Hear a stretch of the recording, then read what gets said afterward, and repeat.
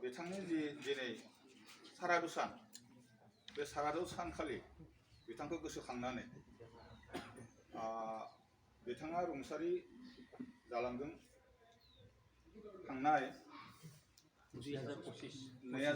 मायथाइनि सेप्तेम्बर दाननि 25 खालार फैयै फैयै दिनै बिथांनि गोथार सारादु सान बे सारादु सानजों लोब्बा लाखिनानै कारेंमुरा गामिनि जि बिथांनि नखराव खायसे हाबाफारि लानाय जादों बे हाबाफारियाव बाहागो लानो थाखाय हांख्रायना लाबोदों बे आंखौ बिबार माला बावजेननाय बिबार बावनाया सोलिबाय थासिगोन गिबियाव थांबाय आलारि बाथि लागायनाय बिनि बे सारादुआव बिथांखौ गोसोखांनानै जि सावराय मेल खुंनाय जादों स्मृति सारन होनना बुङो असमियाव बेवहाय नखरा गुबुन गुबुन जायगानिफ्राय आलासि महरै हांख्रायना लाबोदों लोगोसे बे नखरखौ बे गामिनिनो गामि सामलाय आफादनि बिबानगिरि बिथांमोना हाजासे हेफाजाब होनानै दिनैनि बे सानखौ जागायनायनिफ्राय जोबजासिम दैदेनलांनो थाखाय थियारि जागासिनो दं दा बेवहाय नुजाथिफैनाय जोंहा गिबियावनो आं बे भागिनखौ बिबार बावजेननायाव होबाय होमबा आं बिबारल' बावबाथ' जानाय नङा बिथांनि जिथु स्मृति सारन सभाबोथ' थागोन बेवहाय फंनैसो आं बिथांनि सोमोन्दै थांना थानाय समाव बिथांनि मावफारिखौ आं गोसोखांनानै बुङाबा जानाय नङा होननानै आं फंनैसो आं लिरनानै लाबोदों बे लिरनायखौ आं दा फरायथिना होनानै बिनि गेजेरजों आंनि बिबार बावजेननाय बिबुंथिखौ फोजोबनो सानदों।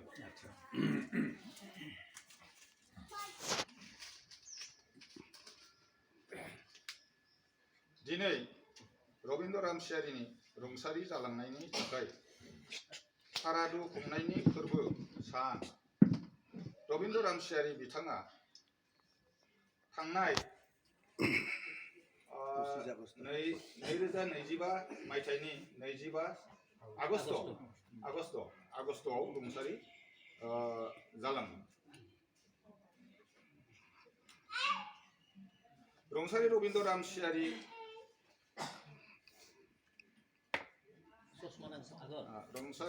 रामसियारिनि थाखाय खुंनाय सारादु फोरबोजों लोब्बा लाखिनानै दिनै बिथांनि नखर आरो कारेंमुरा गामिनि रायजो सालाय रुंसारि रबिन्द्र रामसियारिनि जिउमानि आलो गोजोननि थाखाय गोसोखांनानै खुंनो लादों। बे हाबाफारि लेखा बायदियैनो दिनै सेथि हाबाफारियाव गोसोखांनानै आलारि बाथि फोजोंबाय नैथियाव बिथांनि गोसोखां महर सावगारियाव बिबार माला होनानै सिबिनाय थामथियाव गोसोखां सिबिनाय सावरायमेल दा सावरायमेला जागासिनो दं सावरायमेल गोजोननायनि थाखाय जानाय बावनाय बायदिसिना बायदि हाबाफारि लानाय जादों दिनै जियानो दा बे आयदायावनो बिथांनि सावगारियाव गोथार बिबारनि माला सोनानै सिबिनाय बावनायनि मानगोनां सोद्रोमाफोर आरो बे दिनैनि बे हाबाफारियाव नुजाथिफैनाय मानगोनां आलासि दा सामलायगिरिया हांख्रायनाय लेखा हाबाफारिखौ मावनो आंखौ थिनदों बे हाबाफारिखौ आं मावनो थाखाय आखायाव लाबाय।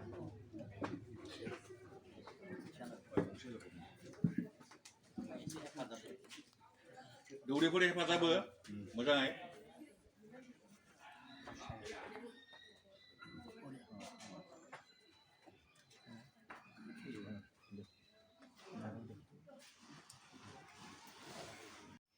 गोरबोनिफ्राय बावनो सानदों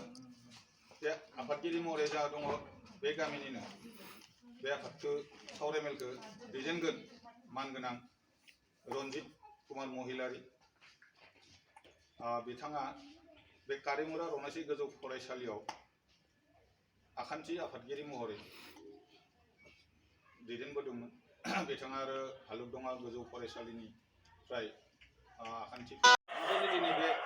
आफादाव बिथां रुंसारि रबिन्द्र रामसियारिनि जिथु गोसोखांथि सावरायनाय बिनि बेयाव नुजाथिफैनो हानायखौ आं जोबोद गोजोननाय मोनदों आरो आफादाव नुजाथिफैनो हादों जोंहा राजेन्द्र रामसियारि सौदिटकनि मानगोनां सम्पद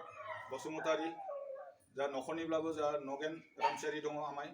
आरो अनासि गोजौ फरायसालिनि आथिखालनि गाहाय फोरोंगिरि मानगोनां रामसिं दैमारि बिथांजों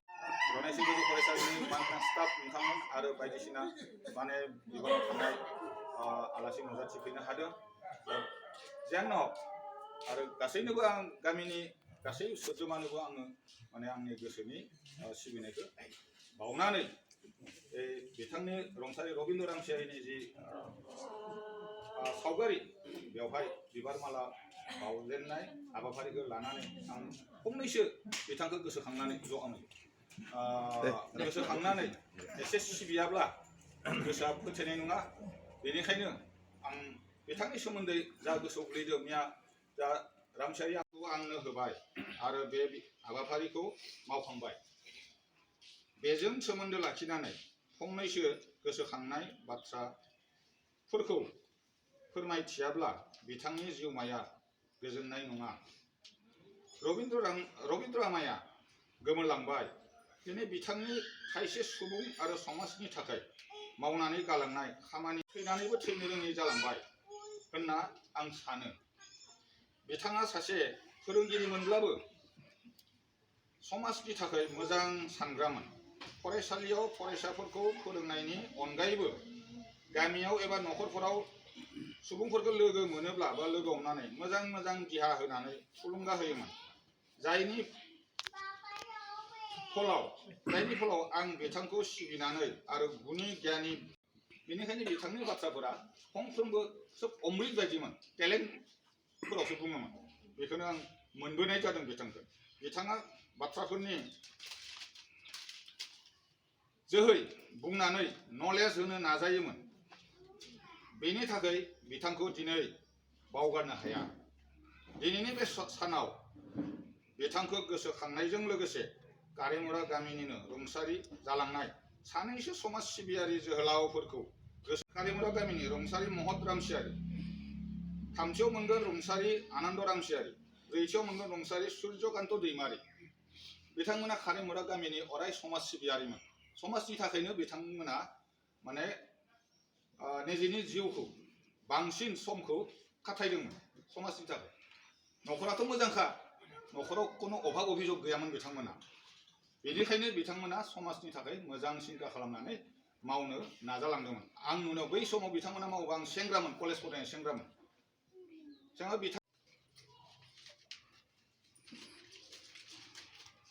बिखौ थानाय कारेमुरा रनायश्री हाई स्कुला बिथांनि मावबिहोमा बे फरायसालिनि गिबि गायसननायनि स्कुल मेनेजिं कमिटिनि गिबि नेहाथारिमोन बिथाङानो सानजेनग्रोदोंमोन कारेमुरायाव जे गंसे हाई स्कुल नांगौ जाना फैदों बिथाङा लिंथुमनानै